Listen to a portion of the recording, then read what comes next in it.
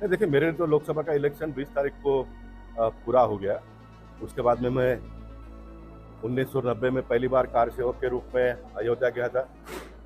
1991 में दूसरी बार गया था, तब 300 किलोमीटर का पदयात्रा मैंने किया। 1992 में मैं गया, तब बाबरी ढांचा मेरे नज़र के सामने टूटा था और बोरीवली और उत्तर मुंबई के लोगों ने मुझे मेंबर ऑफ पार्लियामेंट करके दिल्ली भेजा। मेरे नज़र के सामने मोदी जी ने राम मंदिर का रिजोल्यूशन लाया, उसको पास करने में मेरा योगदान था। विश्व हिंदू परिषद ने फंड ड्राइव का योजना सामने लाया, तो उसमें भी बड़े पैमाने पे मैंने भाग लिया। और जब राम मंदिर का उद्घाटन हुआ, तब इच्छा ठीक है, जब 3 बार मैं जाकर आया तो मैंने दर्शन लेना चाहिए जाकर, लेकिन देश से प्रधानमंत्री ने यह आह्वान किया कि भारतीय जनता पार्टी के लोग बाद में जाएंगे, बाकी सारे लोगों को जाने की व्यवस्था होनी चाहिए, तो मैं जा नहीं पाया। लेकिन जैसे 20 तारीख को अंतिम चुनाव बॉक्स में बंद हो गया, तब मैंने मन में आ गया कि भारतीय जनता पार्टी का व्हिप जो था वो मेरे ऊपर पूरा हो गया, और तुरंत मैं 21 तारीख को अयोध्या गया। 22 तारीख को मैं बाबा काशी विश्वनाथ का दर्शन लेकर 23 तारीख को मैं दिल्ली पहुंचा। और दिल्ली पहुंचने के बाद में मुझे जो घर सरकार ने दिया था वो मैंने वापस हैंड ओवर करने का, सुपुर्द करने का काम किया। उसका कारण ये है कि बिफोर टाइम मैंने इसलिए दिया कि मैं जब 2014 में गया तो मुझे 6 महीने के बाद घर मिला। जो वर्तमान सांसद होते हैं वो हारने के बाद में वो खाली नहीं करते हैं, और नए जो सांसद आते हैं उनको 5 स्टार होटल में रखा जाता है, और 5 स्टार होटल का जो किराया है वो करोड़ों में सरकार को भरना पड़ता है। ये सारा जनता का टैक्स पेयर का पैसा होता है, और भगवान की कृपा से मुझे हाउस कमेटी में काम करने का मौका भी मिला।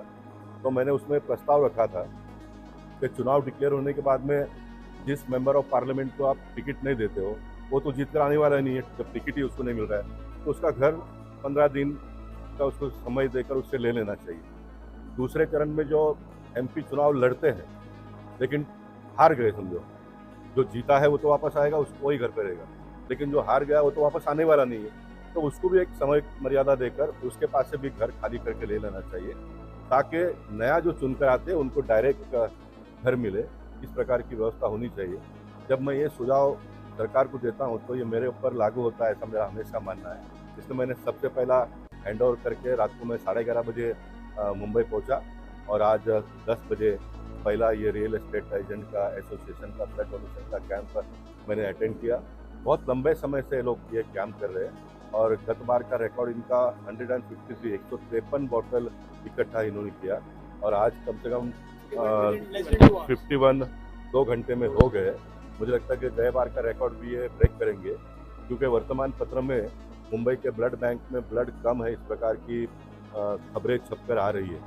डिहाइड्रेशन हो रहा है, गर्मी बहुत ज़्यादा बढ़ रही है, तो ऐसे समय पर ब्लड बैंक में पर्याप्त ब्लड होना ये आवश्यक है।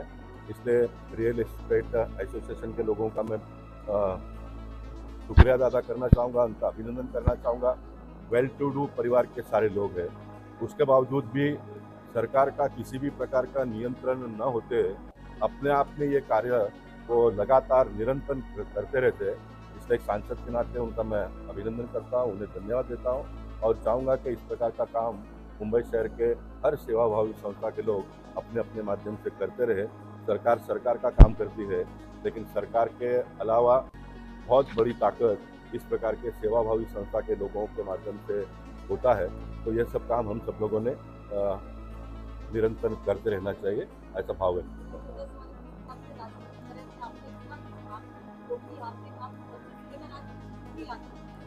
और अब सांसद का अगला कदम क्या होगा लोगों के लिए, कि आप तो कभी मैं ये छोड़ेंगे नहीं काम करना? मैंने पहले दिन से ही कहा, अभी मैंने 1 तारीख को श्री राम भंडारा हम कर रहे हैं कमला विहार के सामने, उसका एक पैम्पलेट मैंने भेजा, तो मैंने उसमें लिखा है कि आपका सेवक गोपाल शेट्टी, आपका सांसद ने लिखा है या माजी सांसद ने लिखा है, सेवक मैंने लिखा है। तो सेवक जो होता है वो हमेशा सेवक होता है, और जैसा आपने कहा कि मैंने बहुत कुछ किया, लेकिन मेरा ये स्वयं का मानना है कि पार्टी के कार्यकर्ता और मतदाताओं ने जो मुझे दिया है उसके सामने मैंने जो किया वो कम है, इसलिए उसको पूरा करने के लिए आने वाले दिनों में